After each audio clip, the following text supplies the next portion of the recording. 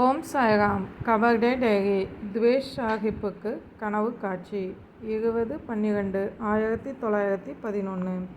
நான் மிகவும் அதிகாலை எழுந்திருந்து காக்கட் ஆரத்தியில் பங்கேற்றேன். ஆரத்தி முற்றுப்பெறும் தருணத்தில் வாமன் ராவை வியப்புடன் பார்த்தேன். அவர் கோபர்கானை நெருங்கும் தருணம் மாட்டுவண்டி ஓட்டியை கொய்யாப்பழம் வாங்க அனுப்பியிருந்தார். மாடுகள் ஓடிவிட்டன. மிகவும் தொல்லைக்கு ஆளானார்.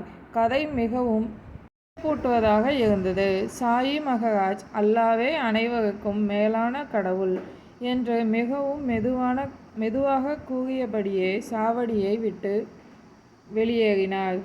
நான் இருப்பிடத்திற்கு திரும்பினேன். வழிபாடு செய்தேன். சாயி மகராஜ் வெளியே கிளம்பி செல்வதையும் மீண்டும் மசூதிக்கு திரும்பி வருவதையும் கண்டேன். அவர் மிகவும் சந்தோஷமான உளப்பாங்கில் இருந்தார். சாயிபாபா தம்மை இரவில் கண்டதாகவும் தமக்குரிய கோரிக்கையை நல்கியதாகவும் துர்வேஷ் சாஹிப் கூறினார். இதை நான் சாயி மகராஜிடம் கூறினேன். அவர் ஏதும் சொல்லவில்லை. இன்று நான் சாயி மகராஜின் பாதங்களுக்கு நறுமண எண்ணெய் தேய்த்து விட்டேன். அவரது கால்களின் மென்மை வியக்கத்தக்கதாக உள்ளது.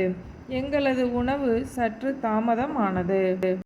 உண்டபின் இன்று வந்த செய்தித்தாள்களை நான் ஆரம்பித்து படித்து கொண்டிருந்தேன். மாலை நேரம். மசூதிக்கு சென்று சாயிபாபாவின் ஆசீர்வாதங்களை பெற்றேன். சாவடிக்கு முன்னால் இருந்து வணக்கம் தெரிவித்தேன். எனது இருப்பிடத்திற்கு திரும்பினேன். பீஷ்மாவின் பஜனையிலும் தீக்ஷத்தின் ராமாயண பாராயணத்திலும் கலந்து கொண்டேன். ஓம் சாய்ராம். சாயின் வார்த்தைகள் மீது நம்பிக்கை வைப்போம்.